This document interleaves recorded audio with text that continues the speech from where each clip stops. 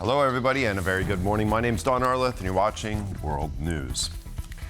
We start off by going live to the IISS Defense Summit in Prague, where Secretary General of NATO, Mark Rutte, is speaking right now. Let's go. Through strength. Thank you. Thank you so much. Marvelous, marvelous. Secretary General, thank you so much for this very powerful message to the ISS Prague Defense Summit. And I'm very pleased that you also made it very clear that the defense dividend is real and it will reach many parts of society, not just that smaller, perhaps obvious defense industrial core. We now have 15 minutes for Q&A, so I will take perhaps 2 questions at a time, if that is okay, and then we'll keep going. People are already queuing up, so first one, please, Tom Waldron. Thank you. So allies have capability targets. Should NATO also consider defense industrial targets? That's admirably crisp, so do we need NATO defense industrial targets? Next, please, Matthias Gebauer from Der Spiegel. Hi, good morning, Mr. Secretary. I have a question concerning the meeting. It's here. He's there. Very good. Yes. Well, I have a question concerning the meeting on Ukraine security guarantees this afternoon.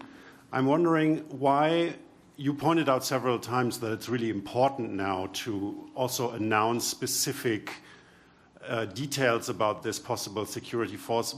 Can you elaborate a little bit why you highlight this importance, even though Russia is clearly saying that they won't accept any NATO troops in Ukraine anytime soon? Yes, but why are we interested in what Russia thinks about troops in Ukraine? It's a sovereign country. It's not for them to decide. I'm really amazed.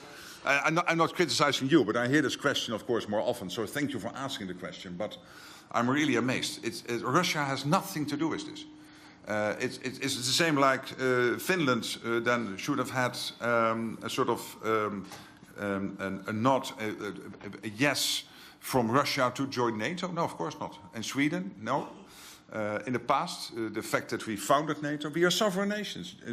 Ukraine is a sovereign nation. If Ukraine wants to have security guarantee forces in Ukraine to support the peace deal, it's up to them. Nobody else can decide about it. And I think we really have to stop making Putin too powerful. He is the governor of Texas, not more.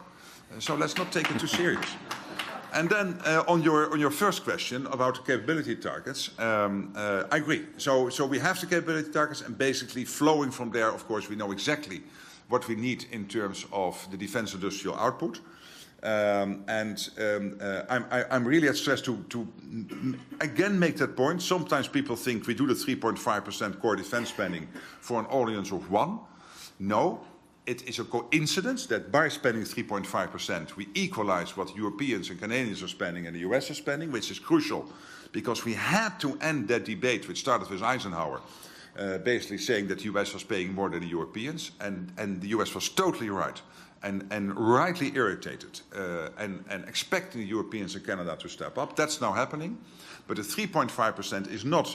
Yes, it is a coincidence that it equalizes with the US, but it's exactly the ballpark figure that you need to get to deliver the capability targets. And absolutely to the question, you need the defense industrial output. So I can tell you my country, the Netherlands, knows exactly, and I know from the Czechs and other countries, they know exactly what gear to buy to make sure that not only the people are there, but also they have the equipment to deliver their support to the overall endeavor if the phone call would come that Article 5 is triggered. So that's absolutely clear. Mm-hmm. Thank you very much. I'll take another group of 2, and Secretary General, we have a few delegates here from NATO's Asia-Pacific, Indo-Pacific partners. So we'll take a question from Chung-Min Lee from Korea. Chung-Min, mic is live. Thank you, Mr. Secretary General. It's a real honor. I saw you last when you were Prime Minister in Seoul. Yes. My question to you, sir, is this. As you know, South Korea played a key role in supporting Polish rearmament because of the Ukrainian conflict. But this must be a two-way street. South Korea and Japan must buy arms also from our NATO partners. So from your position, what can the IP4 countries do to make sure that we are able to fill the gap with our European partners, but to also entice European companies to make sure that the gap that we face vis-à-vis the PRC and North Korea is also being filled with the help of our European industrial friends? Thank you very much. Let me take one more, and I'll try and pick one that might hopefully align with this. From Australia, Latika Burke, your mic is live. Thank you. Thanks, Bastian. Secretary General, you said in your speech, over here, Secretary General. Yeah, hi, good morning. Hi, thank you, good morning. You said in your speech that the threat from Russia will not end when the war ends. Then you said that China is preparing for long-term confrontation, looking at the pictures this week, and that we must be prepared. It's a team effort. But what does that team effort look like? Is it going beyond defence industrial collaboration, or are we talking about a combat role here? Yeah, I don't think we will extend Article 5 to the Indo-Pacific. I don't think that will happen. But what you see increasingly happening is that the cooperation between NATO and the four countries in the Indo-Pacific, Japan, New Zealand, Australia, and the Republic of Korea, is getting stronger and stronger. And why? Because these theaters are connected. When I'm discussing this with the senior policymakers in the US, there is an increasingly a realization that if China would one day decide to attack Taiwan, it will not be limited to that attack. That was NATO Secretary General there speaking at the IISS Defense Summit there in Prague. But now we are going to go to Paris, where we have European leaders arriving for the Coalition of the Willing Summit, co-chaired by the leaders of France and the United Kingdom. And of course, the goal is to step up pressure on Russia over its war against Ukraine. Now, we've recently heard that security guarantees provided by the Europeans have all been worked out. And now potentially the final details coming to light today concerning these developments and, of course, what the leaders are going to determine. Now, we just heard NATO Secretary General Mark Rutte speaking there at the IISS Defense Summit. And he was actually asked a question whether due to this staunch Russian opposition to any European forces in Ukraine after the war, whether this would even be possible. Now, the NATO Secretary General responded to that question by saying, this is complete nonsense. We don't care what Russia says. They have no say in the matter. So how this will develop, whether the Europeans will go alone, if indeed there is a peace deal, which is still very, very, very far away, I must stress. Well, that's the big question of the day, if you will.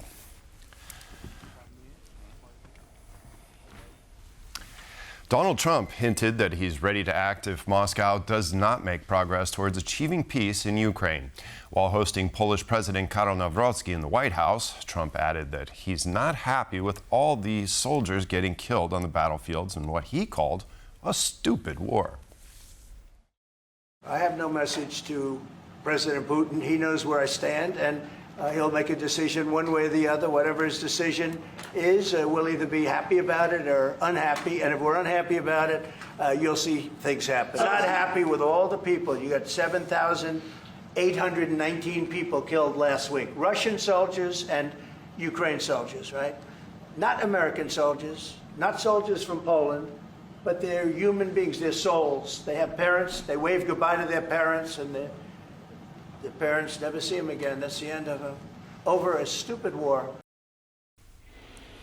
Donald Trump told CBS News on Wednesday that he is closely monitoring how his Russian and Ukrainian counterparts are handling the peace negotiations. In an interview by phone with the media outlet, he said, quote, "Something's going to happen, but they're not ready yet. But something's going to happen. We are going to get it done." Donald Trump says he is still committed to pursuing peace between Russia and Ukraine, despite growing doubts about direct talks between Putin and Zelensky.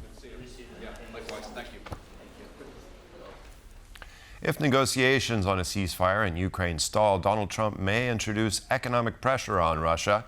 But he also might step away from the process and say that he did all he could.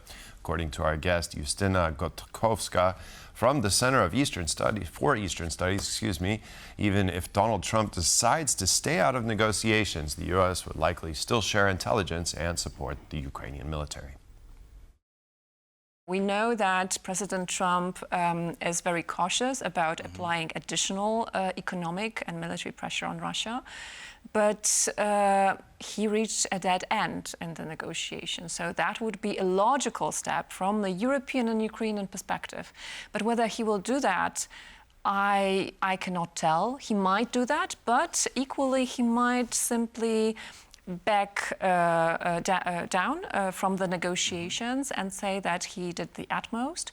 It's now the part of Putin and Zelensky to meet. If they do not are not willing to do so, I'm out of it, I stay out of it, but I would expect that the US would keep the intelligence sharing with Ukraine, that the US would keep the supply of weapons and military equipment for Ukraine paid by the Europeans and paid by Ukraine. So I see these two possible directions. There is, of course, a third one, that Trump will start to lift sanctions on Russia and start to somehow get go back, at least partly, to business as usual. You can watch the full episode of On the Record on our YouTube channel. Of course, there's much more there, so please check it out. A day of national mourning has been declared in Portugal after 15 people died in a derailment of Lisbon's Gloria funicular railway car late on Wednesday afternoon. At least a further 18 people were injured, 5 of them seriously. The death toll may still rise, however, as many of the injured are in critical condition. We are looking at live pictures now from the scene of that accident there in Portugal, in Lisbon. The accident took place just past 6 p.m. local time when one of the funicular's cables came loose, which made it lose control and crash into a building. Emergency services quickly arrived on the scene, and by 8:30 p.m., each of the 18 injured, including one child, were transported to the 2 nearest hospitals. In a statement, the Portuguese Minister of Health said that among the 15 dead were both foreign nationals and citizens of Portugal. The Gloria funicular, dating back to 1885, connects 2 of the most popular areas in the Portuguese capital and has become a symbol of the city, popular with tourists, carrying over 3.5 million passengers each year.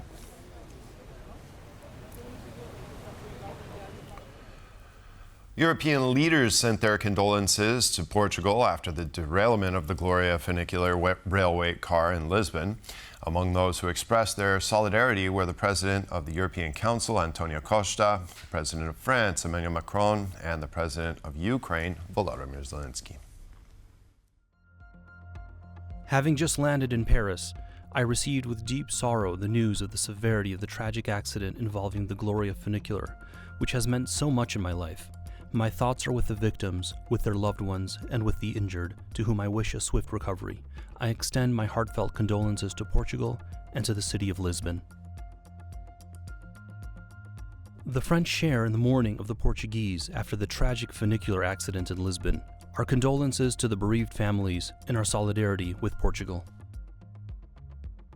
On behalf of the Ukrainian people, I extend heartfelt condolences to the families of the victims, to President Marcelo Rebelo de Sousa, and we wish a speedy recovery to those injured. In this time of grief, we remain in prayer and solidarity with Portuguese people mourning the loss. And that concludes this edition of World News. Thanks for joining us, and stay with us for more here on TVP World.